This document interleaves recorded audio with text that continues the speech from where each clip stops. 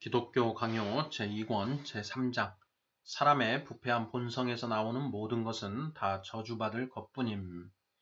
1절에서 5절 사람의 본성은 부패하였으므로 지성과 의지가 전적으로 새로워져야 함. 1절 육신이란 전인을 지칭함. 영혼의 두 가지 기능을 지닌 사람을 가장 잘 파악할 수 있는 방법은 성경에 나타나는 사람을 지칭하는 여러 가지 호칭들에 비추어서 그 모습을 살펴보는 것이다. 그리스도께서는 육으로 난 것은 육이요 라고 말씀하시는데 요한복음 3장 6절 이 말씀이 전인을 지칭하는 것이라면 사람은 분명 비참한 피조물임에 틀림없다. 사도께서 증거하듯이 육신의 생각은 사망이요 육신의 생각은 하나님과 원수가 되나니 이는 하나님의 법에 굴복하지 아니할 뿐 아니라 할 수도 없음이라. 로마서 8장 6, 7절 그렇다면 육신이 하나님을 대적하여 원망하는 일에만 관심을 기울이며 하나님의 법의 공의에 찬동할 수도 없고 한마디로 사망으로 이어지는 것 이외에는 아무것도 낼 수 없을 만큼 육신이 과연 그렇게 악하다는 말인가? 자, 사람의 본성 속에는 오로지 육신밖에 없다는 것을 인정하고 할 수 있으면 거기서 선한 것을 추출해보라. 그러나 육신이라는 단어는 영혼의 감각적인 부분만을 일컫는 것이지 그보다 높은 부분은 거기에 해당되지 않는다고 말할 것이다. 그러나 이런 말은 그리스도와 사도의 말씀으로 철저하게 반박되고도 남는다. 주님의 논지는 사람이 육임으로 반드시 거듭나야 한다는 것이다. 그는 육체적인 의미로 거듭나야 한다고 가르치시는 것이 아니다. 그저 영혼의 일부만 새롭게 변화되었다면 그 영혼은 거듭난 것이 아니다. 영혼 전체가 완전히 새로워질 때에만 비로소 그 영혼이 거듭난 것이다. 두 구절에 나타나 있는 대조법이 이 사실을 확증해준다. 영어 육신과 완전히 대비되고 있어서 그 중간에 무엇이 있을 여지가 전혀 없는 것이다. 그러므로 사람에게 있어서 영적인 것이 아닌 것은 모두가 육신적인 것이다. 그런데 중생을 통하지 않고서는 성령에 속한 것을 전혀 가질 수가 없다. 그러므로 우리가 본성적으로 가지고 있는 것은 모두가 육신인 것이다. 그러나 바울은 이 문제에 대하여 가질 수 있는 모든 의문을 완전히 제거해주고 있다.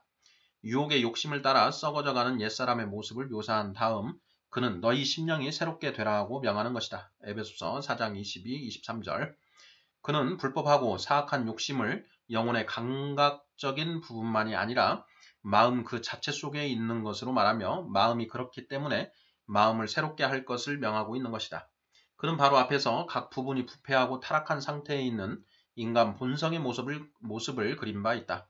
그는 모든 이방인이 그들의 총명이 어두워지고 그들 가운데 있는 무지함과 그들의 마음이 굳어짐으로 말미암아 하나님의 생명에서 떠나 있도다라고 쓰고 있다. 에베소서 4장 17, 18절 이 진술이 주께서 아직 그의 지혜와 의를 지향하도록 새로이 이루시지 않은 모든 사람들에게 다 적용된다는 것은 추호도 의심의 여지가 없는 사실이다.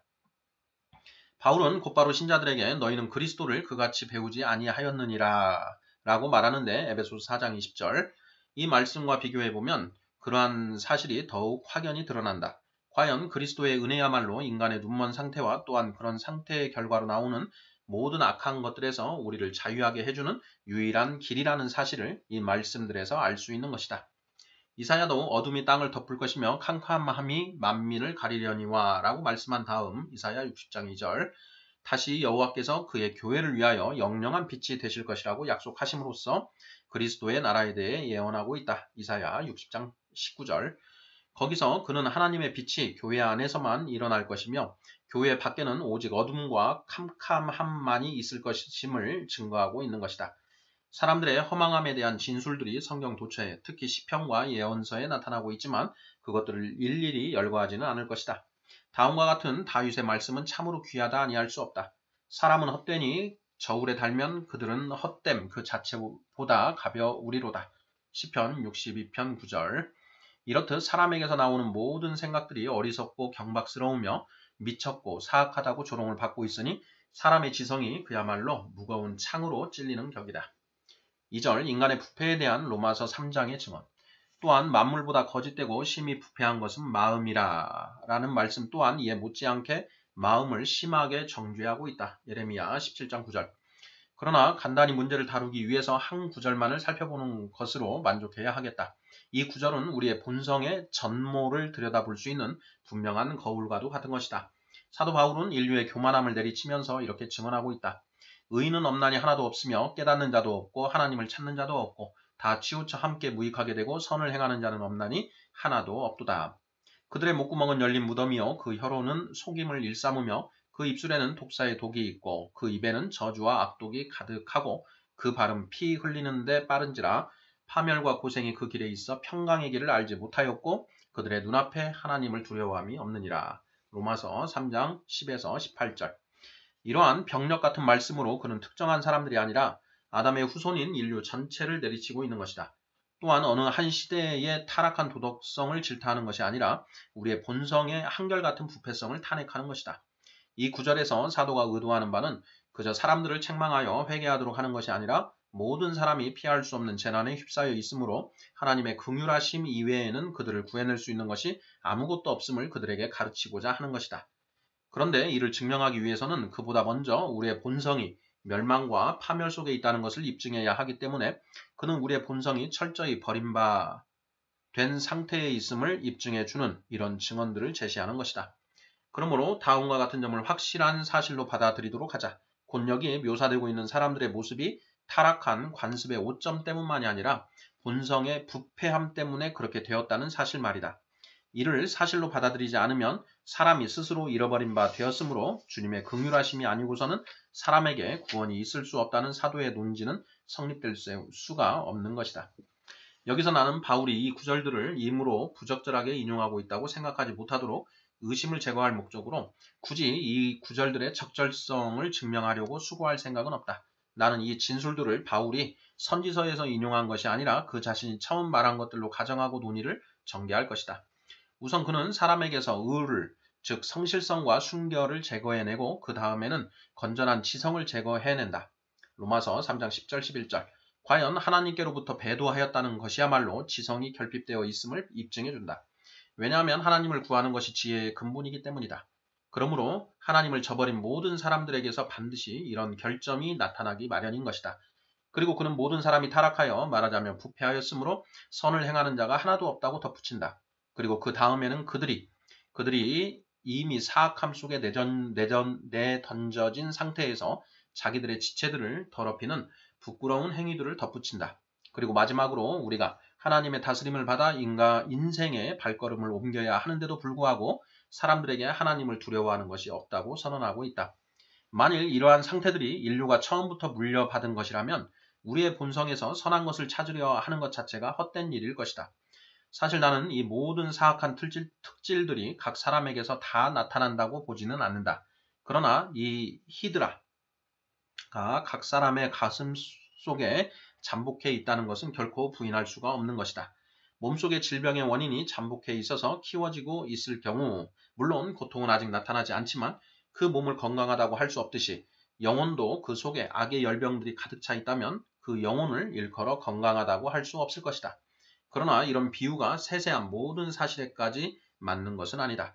왜냐하면 질병에 걸린 몸에서는 그래도 아직 생명력이 남아있으나 이처럼 사망의 깊은 골짜기에 던져져 있는 영혼의 경우는 악의 짐을 지고 있을 뿐 아니라 모든 선한 것이 철저하게 결핍되어 있는 법이기 때문이다. 3절 사람의 본성적인 악의 발동을 억제하시는 하나님의 은혜. 이미 앞에서 답변한 것과 거의 동일한 한 가지 문제를 여기서 새롭게 맡게 된다. 곧 각 시대마다 본성의 인도를 받아 평생토록 덕을 향하여 진력하는 사람들이 있었다는 사실이다. 그 사람들의 도덕적인 처신에 여러 가지 실수들이 있다 해도 그들을 폄하할 생각은 조금도 없다. 그들이 정직을 지키기 위하여 그렇게 열심을 가졌다는 사실 자체가 그들의 본성에 무언가 순결함이 있었다는 증거가 되기 때문이다. 그런 덕행들이 하나님 보시기에 어떤 가치가 있는가에 대해서는 행위의 공로를 논하면서 좀 더 충실히 다루게 되겠지만 여기서도 그것에 대해서 잠시 논의하고자 한다. 현재 우리의 논의를 전개해 나가는 데에 그것이 필요하기 때문이다.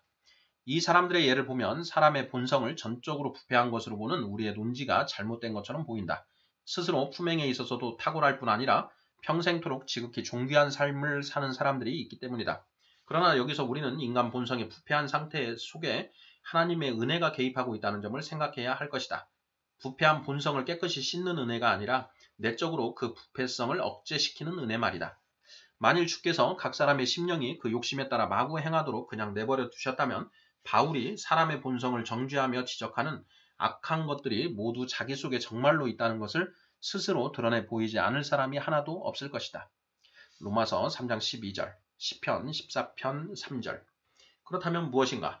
여러분은 여러분 자신이 그 발은 피 흘리는 데 빠르고 그들의 목구멍은 열린 무덤이고 그 혀로는 속임을 일삼으며 그 입술에는 독사의 독이 있고 그들의 일은 쓸데없고 사악하며 썩었고 죽은 것이며 그 마음에는 하나님이 없고 그의 가장 은밀한 내면에 타락이 있고 그 눈이 모략에만 가 있고 그 심령으로 욕하기를 즐겨하며 한마디로 각 부분마다 무한한 악을 범할 준비를 갖추고 있는 사람의 부류에 속하지 않는다고 보는가? 사도께서 담대히 선포하는 그런 가증한 것들에게 각 심령이 모두 굴복해 있다면 주께서 만일 인간의 욕심이 이끌리는 대로 마구 방황하도록 허락하실 경우에 과연 어떤 일이 일어나겠는지를 확실히 보게 되는 것이다. 아무리 미친 짐승도 그처럼 마구 날뛰지는 않을 것이고 아무리 거세게 흘러내려가는 강물도 그처럼 미친 듯이 홍수로 돌변하지는 않을 것이다. 주께서는 그의 택하신 자들의 경우 이런 질병들을 고쳐주시는데 이에 대해서는 잠시 후에 설명하기로 하겠다. 그러나 그 이외의 사람들에 대해서는 그들이 마구 날뛰지 못하도록 그들에게 족쇄를 채워서 억제하기만 하시는 것이다. 그들을 그렇게 억제시키는 것이 모든 것을 보존시키는 데 유익하다는 것을 미리 보시기 때문이다. 그리하여 어떤 이들은 부끄러움 때문에 파렴치한 짓을 하지 못하게 억제를 받기도 하고 어떤 이들은 법에 대한 두려움 때문에 억제를 받기도 한다. 그러면서도 대개 자기들의 부정함을 감추지 않는 것은 물론이다. 또 어떤 이들은 정직한 삶의 자세가 유익하다는 것을 알고서 어느 정도 그것을 사모하기도 한다. 그리고 또 어떤 이들은 일반적인 수준을 뛰어넘어서 자기들의 탁월함으로 나머지 사람들에게 복종을 받으려 하기도 하는 것이다. 결국 하나님께서는 그의 섭리로서 본성의 사악함을 억제하셔서 그것이 행동으로 터져나오지 않도록 하시되 그 본성을 속에서 정결하게 씻지는 않으시는 것이다. 4절 사람에게 나타나는 덕성은 하나님의 은혜의 선물임. 그러나 아직 문제가 완전히 해결된 것은 아니다. 카밀루스나 카틸리나나 서로 다를 것이 없는 것으로 간주하든가 아니면 인간의 본성도 조심스럽게 배양하면 전혀 선이 결핍되는 것만은 아니라는 것을 카밀루스의 예가 입증해 주는 것으로 간주하든가 둘 중에 하나를 택해야 할 것이기 때문이다. 사실 카밀루스에게서 나타나는 그 고귀한 것들이 하나님의 선물이요 또한 그것들을 자체로 판단하면 정말 칭찬할 만하다는 것은 나도 인정한다. 그러나 과연 어떻게 그런 것들이 그가 본성적으로 선했다는 증거가 될 수 있겠는가? 우리는 그의 마음에게로 다시 돌아가서 그것을 근거로 하여 다음과 같이 생각해야 마땅하지 않겠는가? 곧 육에 속한 자연인이 그토록 도덕적 성실함이 탁월했다면 인간 본성이 덕을 배양할 능력이 결핍된 것이 아니었다고 말이다. 그러나 만일 그 마음이 사악하고 뒤틀려 있어서 오로지 불의만을 따랐었다면 어떻게 되는가? 그런데 카밀루스가 자연인이었다는 것을 인정하게 되면 그 사람이 그랬다는 것이 틀림없는 사실일 수밖에 없다. 만일 그렇게 고귀한 성실의 모습 속에서도 언제나 부패를 재촉하는 면이 드러난다면 과연 어떻게 인간 본성에 선을 행할 능력이 있다고 주장하겠는가? 그러므로 덕의 모습을 취하고 있지만 그 밑에 그 사람의 악이 도사리고 있을 경우 그 사람의 덕성을 칭찬할 수 없는 것처럼 의지가 그 자신의 타락성 속에 그대로 있는 한 인간의 의지에 올바른 것을 추구할 능력이 있다고 인정할 수가 없는 것이다. 그러나 이 문제에 대한 가장 확실하고도 손쉬운 해결책이 바로 여기에 있으니 곧 이런 덕성의 모습들이 인간 본성에 공통적으로 주어진 은사가 아니라 본래 악한 상태에 있는 사람들에게 하나님께서 다양한 방식으로 정도가 다르게 베풀어 주시는 하나님의 특별한 은혜들이라는 것이 그것이다. 그렇기 때문에 우리가 일상적인 대화에서 이 사람은 선한 성품을 지녔고 저 사람은 악한 성품을 지녔다는 식으로 흔히 이야기하며 그러면서도 그 두 종류의 사람을 보편적인 인간의 부패성 아래 포함시키기를 주저하지 않으며 그저 한 사람에게는 주께서 특별한 은혜를 베푸셨고 다른 사람에게는 그 은혜를 베푸시지 않은 것뿐이라고 보는 것이다. 하나님께서는 사울을 왕으로 세우고자 하실 때에 그를 변화시켜 새 사람이 되게 하셨다. 사무엘상 10장 6절. 그렇기 때문에 플라톤은 호메로스의 전설을 지칭하면서 왕들의 아들들이 무언가 유별난 징표들을 갖고 태어난다고 말하는 것이다. 하나님께서는 인류를 위하여 통치를 담당하게 될 사람들에게 영웅적인 기상을 베푸시는 경우가 많으므로 역사상 칭송받는 위대한 지도자들의 덕목들이 바로 거기서 나오는 것이다. 일반적인 개개인들의 경우도 똑같은 방식으로 보아야 한다. 그러나 사람이 아무리 뛰어나다 할지라도 그 자신의 야망이 언제나 그 사람을 그렇게 밀어붙인 것이므로 이 때문에 모든 덕성들이 더럽혀져서 하나님 앞에서 모든 호의를 잃어버리고 만다. 속된 사람들에게서 아무리 칭찬받을 만한 점들이 나타난다 할지라도 그 모든 것들이 다 무가치한 것일 수밖에 없는 것이다. 더욱이 하나님을 영화롭게 하고자 하는 열심이 없으면 그것은 올바름의 가장 주된 부분이 없는 것이다. 그런데 하나님께서 그의 성령으로 말미암아 중생하게 하시지 않은 사람들에게는 이 열심이 있을 수가 없는 것이다. 이사야는 여호와를 경외하는 영이 그리스도에게 강림하심을 말씀하는데 이는 참으로 당연한 말씀이다. 이사야 11장 2절. 이로써 우리는 그리스도에게서 떠나 있는 모든 사람들에게는 지혜의 근본인 여호와를 경외함이 없다는 사실을 가르침 받는 것이다. 헛된 겉모양으로 우리를 속이는 덕행들은 정치 집회에서는 칭찬을 받고 사람들 사이에서는 유명해지겠지만 하늘의 심판대 앞에서는 의를 얻는 데에 아무런 가치도 없는 것이다. 5절 필연과 강제의 구분. 인간의 의지는 죄의 굴레에 완전히 묶여있기 때문에 선을 향하여 움직일 수도 없고 꾸준하게 선을 추구한다는 것은 더더욱 불가능하다.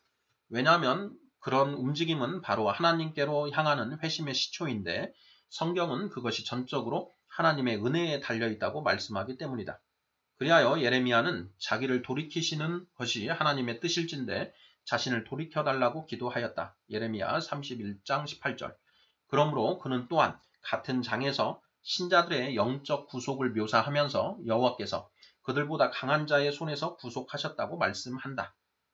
이는 분명 여호와께 버림받아 마귀의 멍에 아래서 행하는 동안 죄인이 얼마나 단단한 족쇄에 묶여 있는가를 시사해 주는 것이다.